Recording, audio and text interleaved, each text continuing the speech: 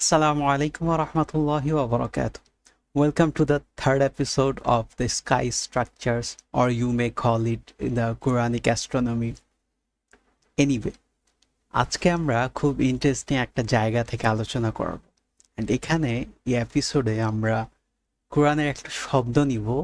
এই শব্দ থেকে মাল্টিপল শাখা প্রশাখা বের হয়েছে, এরকম নানা শব্দ আছে। সেই শব্দটা ঠিক যেই রুট থেকে, যে মাদ্দা থেকে, যে ধাতু থেকে সেটা ডিরাইভ করছে, ওই শব্দটাকে আমরা দেখব। আর এই শব্দটাকে কে কে কিভাবে ডিফাইন করছে সেই ডেফিনেশনগুলো নিব, আমরা পাশাপাশি রাখবো।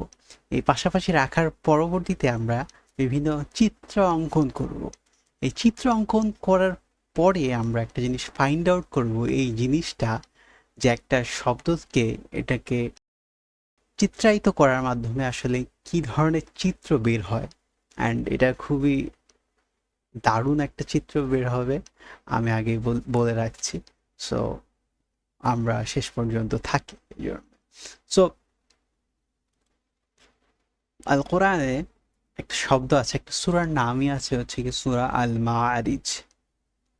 আল মাআরিজ, অথবা আমরা জানি রাসূল সাল্লাল্লাহু আলাইহি সাল্লামের সাত আসমানের উপর আল্লাহর সাথে যে দেখা করতে গিয়েছিলেন, সেই ইনসিডেন্টটাকে বলা হচ্ছে কি মিরাজ।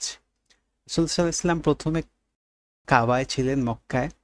সেখান থেকে রাসূল সাল্লাল্লাহু আলাইহি সাল্লামকে বুরাকে করে হচ্ছে গিয়ে ভার্টিক্যাল হরাইজন্টাল ট্রাভেলে রাসূল সাল্লাল্লাহু আলাইহি সাল্লামকে মসজিদ আল আকসাতে নিয়ে যাওয়া হয়েছে। এরপরে সেখান থেকে রাসূল সাল্লাল্লাহু আলাইহি সাল্লামকে উপরের দিকে, আসমানের উপর যে ইনসিডেন্টটা ঘটা হয়েছে, উপরে নিয়ে যাওয়া হয়েছে, সেটাকে বলা হয় মিরাজ। হরাইজন্টাল ট্রাভেলকে বলা হয় হচ্ছে গিয়ে ইসরা, এবং হচ্ছে উপরের দিকে যে ট্রাভেল, ভার্টিক্যাল যে ট্রাভেল, সেটাকে বলা হয়, ভার্টিক্যাল শব্দটা ইউজ করবো না, উপরের দিকে এলিভেশনকে বলা হচ্ছে গিয়ে মিরাজ। এখন এই মিরাজ এবং এই মারিজ, এই দুইটা শব্দ কিন্তু একটা শব্দ থেকেই, আরবি একটা রুট থেকে ডিরাইভ করে। সে রুটটাকে বলা হচ্ছে গিয়ে আরজা। হোয়াট ইজ আরজা? আরজা শব্দের অনেক স্কলাররা অনেকভাবে ডিফাইন করছে। আমরা যদি একটা একটা করে ডেফিনিশন আরজা শব্দের রাখি, এই রুট শব্দটা, সো ইবনে ফারিস তার আল মাকাইসুল্লুগা এই কিতাবের মধ্যে উনি বলেন, আল আইন ওয়ার রা ওয়াল জিম আসলানি সহিহান। এই যে আরজা এই যে রুট যেটা যেটা ধাতু, সেটা তিনটা অক্ষর, আইন, র আর জিম, আরজা। এটা আসলে টোটাল দুইটা ভ্যালিড ফাউন্ডেশনের উপর দাঁড়ায় আছে। কি কি?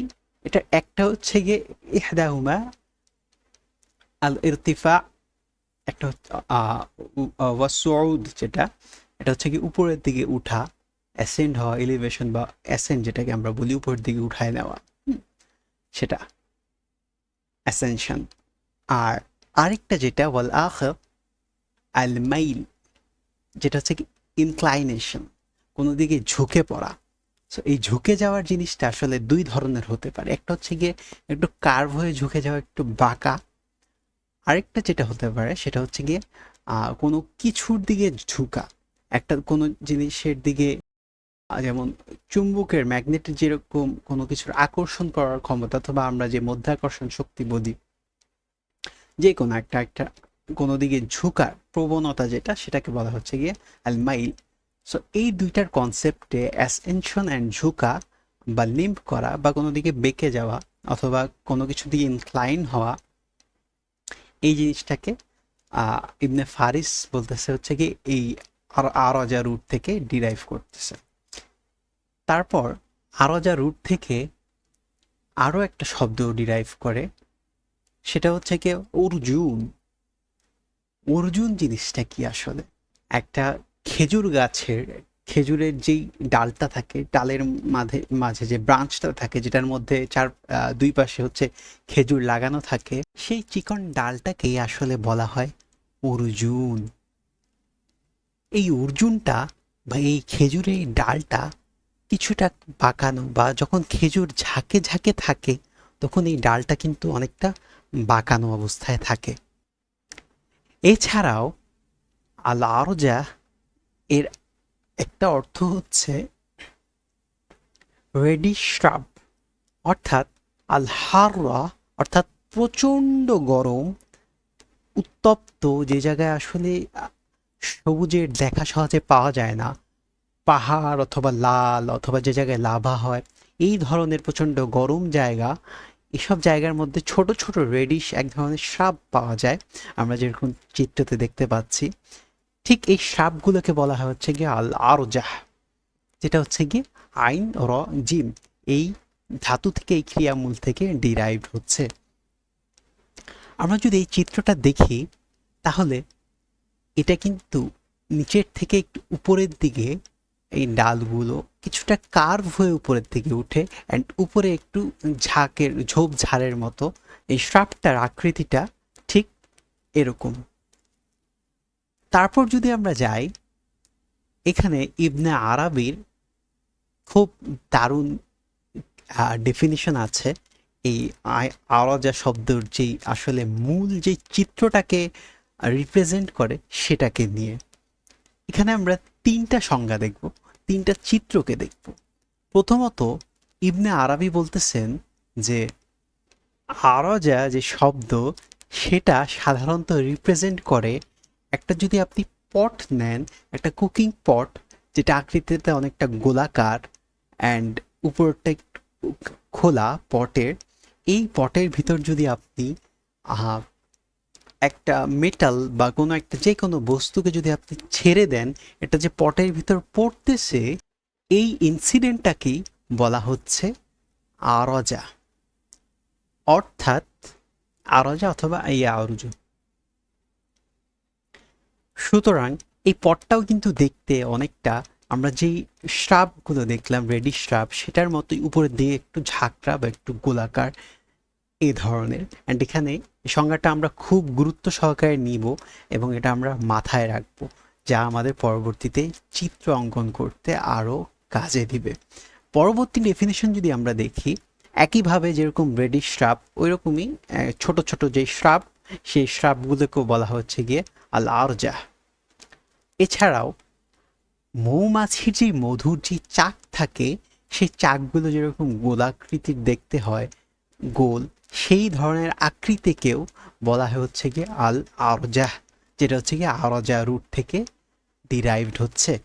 এখন ঠিক এই জিনিসটাও কিন্তু আমাদের সেই যে পট ছিল, যেই পটের ভিতরে একটা মেটাল পড়তেছে বা যে কোনো একটা বস্তু পড়তেছে, সে চিত্রটাকেও কিন্তু এই জিনিসটাকে, সেই পটের আকৃতিটাই একটা বি হাইভ বা একটা মৌচাক রিপ্রেজেন্ট করে।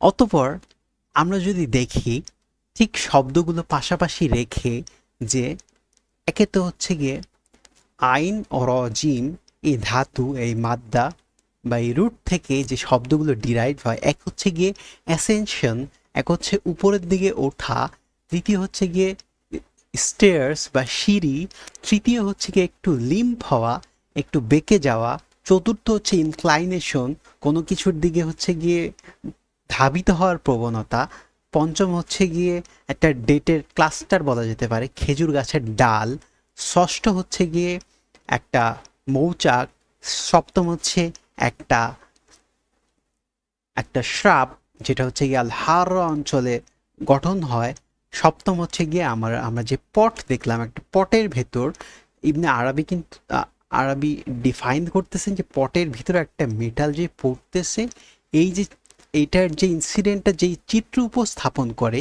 এই উপস্থাপনাটাই হচ্ছে গিয়ে আমাদের আল আরজা বা আরজা রুট থেকে ডিরাইভ হওয়া একটা শব্দের সংজ্ঞা। এখন আমরা যদি দেখি একটা পটের ভেতর একটা বস্তু পড়তেছে, কিন্তু আরজা তো হচ্ছে গিয়ে এলিভেশন। সো এই এলিভেশনটা আমরা যদি পটটাকে উল্টো করে ধরি, অ্যান্ড এই যেহেতু এই মেটালটা উপরের দিকে ধাবিত হয়, তখন এটাকে আমরা আসলে এলিভেশনের সাথে আরও একটা সুন্দর, একটা বোধগম্য একটা পিকচার আমরা আঁকতে পারি। এখন এই সামগ্রিক বিষয়কে যদি আমরা চিত্রায়িত করি, তাহলে কি দাঁড়ায়? এই সামগ্রিক বিষয়কে, সমস্ত সংজ্ঞাকে যদি একত্রভাবে মার্জ করে একটা সিঙ্গুলার একটা চিত্র আঁকতে যাই, তাহলে কীরকম হয় বিষয়টা? আমরা যদি দেখি এই বেন্ড করা জায়গাগুলো, এটা হচ্ছে সিঁড়ি, এই সিঁড়িগুলো উপরের দিকে উঠে, অ্যান্ড এই সিঁড়িটা হচ্ছে গিয়ে কিছুটা লিম্প বা কিছুটা বাঁকা, যেটা হচ্ছে কি খেজুর গাছ বা অর্জুন, যেটা খেজুরের ডাল, সেটার মতো কিছুটা বাঁকা। অ্যান্ড এরকম যদি অনেকগুলো সিঁড়ি হয় আর এই ছবিগুলো যদি আমরা এভাবে আঁকি, তারপর যদি আমরা বি হাইভ অথবা একটা মেটালের, আমরা যদি একটা শ্রাব সেটার মতো যদি চিত্র অঙ্কন করি, তাহলে এরকম উপরে গোল দিয়ে অ্যান্ড উপরে শ্রাবের মতো বিষয়টা আঁকি, একটা ঝাঁকড়া অথবা মৌমাছির চাকের মতো, সেটার মধ্যে যদি আমরা একটা পটের চিত্র অঙ্কন করি, যে পটটা হচ্ছে গিয়ে পুরোপুরি বিষয়টা দেখতে এরকম, তাহলে পুরো পিকচারটা দাঁড়ায় কিরকম? এই পিকচারটা দাঁড়াচ্ছে অনেকটা ব্যাঙের ছাতার মতো, যে ছাতার একদম মিডল পয়েন্টে উপরের দিকে একটা ফুটা আছে, যেখানে একটা মেটাল পড়তেছে। এই চিত্রটাকে কি আমরা কিছুটা সিমিলার আকাশের কোনো বিষয়ের সাথে মিলাতে পারি কি না? ঠিক একই বিষয়টা ডিপিক্ট করতেছে হচ্ছে গিয়ে the concept of wormhole. ওয়ার্ম হোলের মতো নিচে যদি আমরা এই শ্রাবের যেই কাণ্ড অ্যান্ড এটা শিকড়টার ওঠা যদি কল্পনা করি, অথবা স্টেয়ার্স যেটা হচ্ছে একটা লিম্প এভাবে কল্পনা করি, তাহলে সেটা হচ্ছে কি স্পেস টাইম যখন কার্ভ হয়ে ঢুকে যায়, তখন সেই বেন্ডিংয়ের জায়গাটা যেভাবে বাঁকা থাকে, সেটা নিচের থেকে উপরের দিকে যে দৃশ্যটা, সেই দৃশ্যটা হচ্ছে গিয়ে নিচের থেকে একইভাবে শ্রাবের দৃশ্য, and উপরের যে ঝাঁকড়ার যে জায়গাটা, সেটা হচ্ছে গিয়ে একটা ওয়ার্ম হোলের মাথা, যেটা হচ্ছে গিয়ে একটা ব্ল্যাক হোল। অ্যান্ড এই ব্ল্যাক হোলের ভেতর হচ্ছে গিয়ে একটা মেটাল, এই ব্ল্যাক হোল হচ্ছে গিয়ে একটা পট, যে পটের ভেতর একটা মেটালকে যখন ফেলা হয়, তখন সেটা ভিতরের দিকে চলে যায়, অ্যান্ড যেটা হচ্ছে গিয়ে আরজা শব্দটাকে পুরোপুরি ডেপিক্ট করতেছে। অ্যান্ড ঠিক এই চিত্রটাই আমাদেরকে বলতেছে যে রাসূল সাল্লাল্লাহু আলাইহি ওয়াসাল্লামের যে মিরাজ হয়েছিল, সেটা হচ্ছে গিয়ে মাআরিজ, আকাশের পথসমূহ, আকাশের যে পথসমূহ ছিল, সেই পথসমূহের দিয়ে সেখানে মিরাজ হয়েছিল। অ্যান্ড এই মিরাজটা কিভাবে ঘটছে সেটা আমরা দেখব। ঠিক আমরা আরজা শব্দের আরেকটা অর্থ দেখেছিলাম, যেটা হচ্ছে ইনক্লাইনেশন, কোনো কিছুর দিকে ধাবিত হওয়া। অ্যান্ড এই ধাবিত হওয়াটা কোনো কিছু নিজের দিকে টেনে নেওয়া, যেটা পটের ভিতরেও টেনে নিচ্ছে। অ্যান্ড এই জিনিস আসলে কিভাবে হয়, এই এই রোটেশন, এই পথটা আসলে কিভাবে যায়, সেই পথটার চিত্র ইনশাল্লাহ আমরা নেক্সট এপিসোডে আঁকবো। আজ তবে এই পর্যন্তই। জাযাকাল্লাহ খায়র। আসসালামু আলাইকুম ওয়া রাহমাতুল্লাহি ওয়া বারাকাতুহু।